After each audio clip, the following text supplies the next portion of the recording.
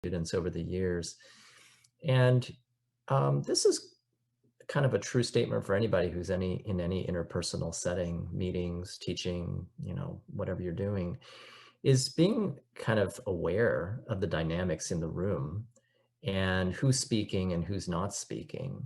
And I would always be very attentive to that dynamic, especially because you have to go in with a background understanding that, you know, it doesn't take much observation to realize that men often dominate classrooms, they often dominate boardrooms, they often dominate most spaces that they're in, both kind of in terms of their voice, but also physically. I mean, if you look at some of the emotional intelligence literature about, just how much physical space people kind of project and take up.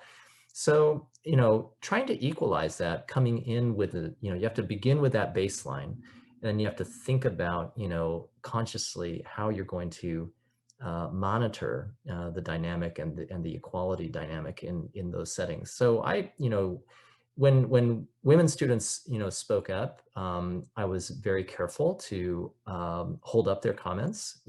Just like Cheryl said, oftentimes they would need to be repeated in case someone didn't get the message. Being the person leading the class, you have to kind of affirm what is being said. This applies also to students of color who often feel spotlighted whenever they are speaking. And then I've often taken the additional step of just sending a short email to student after class, for example, if they sounded like they were a little worried how their comment came across, or if they didn't know they had done a good job or whatever. I'd pick up on that and just send them an email and say, really glad you said what you said today. That was an important